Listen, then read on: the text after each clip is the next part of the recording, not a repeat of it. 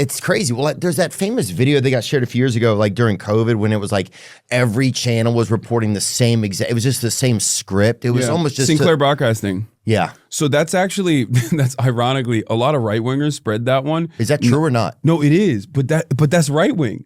That's Sinclair Broadcasting. It's like a right wing media company that basically bought out all the remaining local news broadcasters. Wow. So it's like an umbrella.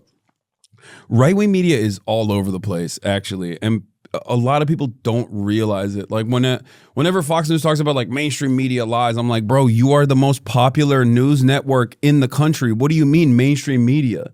Like you're dominating everybody else. Point. So you're saying that a lot of times mainstream media is also right-wing media. Yeah, right-wing media is so dominant. And in the independent side, right-wing media is dominant as hell too.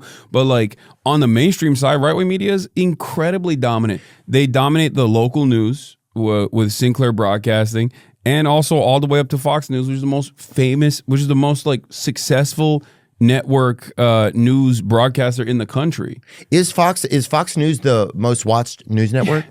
By widest margins. Really? I didn't even know that. It's not even close. CNN and MSNBC, Trump always talks about how CNN and NBC are in the pooper. Their ratings are awful. These guys love presenting themselves as vulnerable victims, and I really always get annoyed by that. Like they say that about They used to always say that about like Facebook too. They're like, oh, they're banning stuff. And I'm sure they banned like vaccine denial or whatever, right? Because Facebook wanted to be woke and liberal until Mark Zuckerberg got hit with the Dominican Ray. But so then when people say mainstream media, then I guess what did it, because it always felt to me like, that every outlet was just always super liberal. That's what it felt like. They are. No, for sure. Like a lot of, like the New York Times, you got CNN, ABC, CBS, like NBC. These outlets are liberal. Now, obviously, I'm a little bit of a radical, I guess. So I'm definitely not fond of the Democratic Party either, even though my criticisms of the Democrats are because of their closeness to the Republicans in general. But yeah, they are. I would say that they're definitely liberal, but that doesn't necessarily mean that they're like on the side of the people or anything like that, or on even the progressive side of many of these issues. And that's why I said there's this uniparty attitude, like liberals and Republicans. They basically come together and agree when it comes to giving more money to Israel. Yeah, not the voters. I'm talking like institutions. I'm talking politicians. Yeah, well, general. that seems to be. I think it feels so far away from being represented. Like the people feel so far away from being represented, and I feel like that seems like it's gotten further and further in my lifetime. I can't tell if it's just because I'm getting older, and so you hear about more stuff like that, or if it's actually true. But I think people just feel like, like why are we having to audit our own government? Whether or not the means that they're going about it are good or not. But it's like the fact that people are cheering to have our own government audited, the fact that it's like, that 80% of the people would say they don't support what's happening in Gaza, but yet we would still send money to Israel. Like, I think Trump has done that.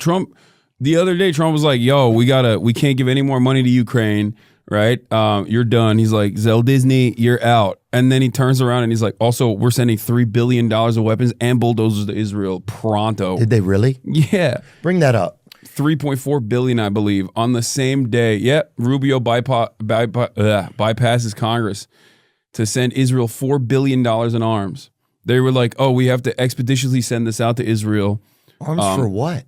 What do you mean? To continue killing Palestinians. Is there anybody left there?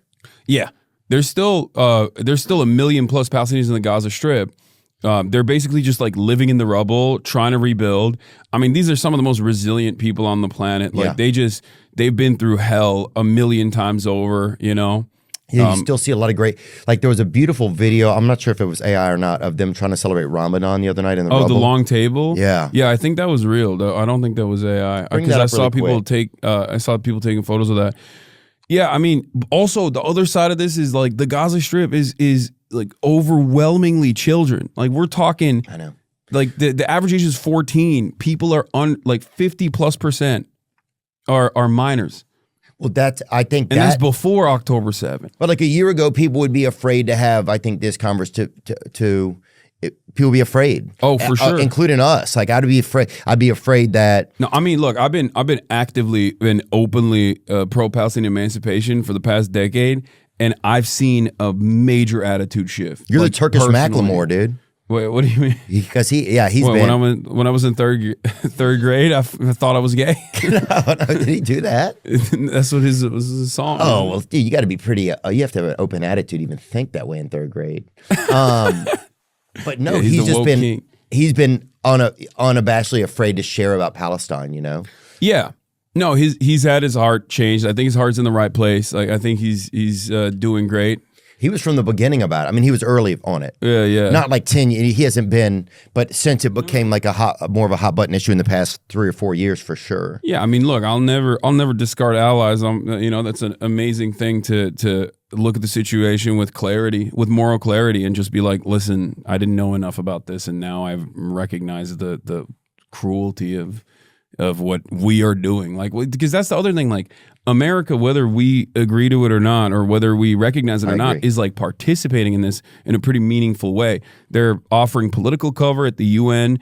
You got the basically war crime cops out there at the ICC and ICJ, the International Court of Justice, which prosecutes state on state prosecutions. You have the International Criminal Court, which is a court that prosecutes war criminals, right? And both of them have issued for Netanyahu to be arrested, right? So South Africa has a case against Israel for genocide that's ongoing, and at the ICJ and at the ICC, the International Criminal Court has a prosecutor that has issued arrest warrants for Benjamin Netanyahu and Yoav Gallant for the crime of doing a genocide, for being war criminals, intentional starvation of a captive civilian population. It's a pretty obvious war crime.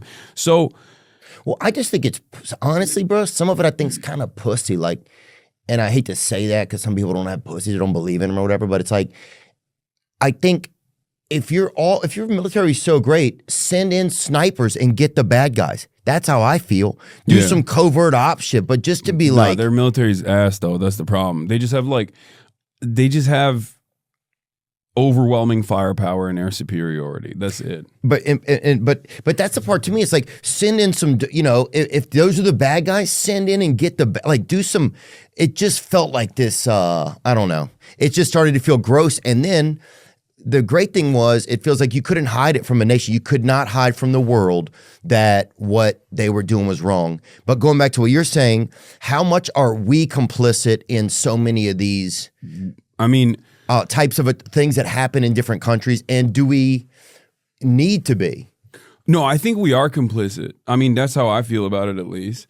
But that's why I actively urge people to protest and do everything in their power to try to put an end to this, because I think we have a lot of power in this regard in the United States of America. I don't think that America is like a true democracy by any means, and this kind of stuff basically puts that on display for everyone to recognize. Or whenever people go, hey, can we get healthcare? And the government's like, fuck you.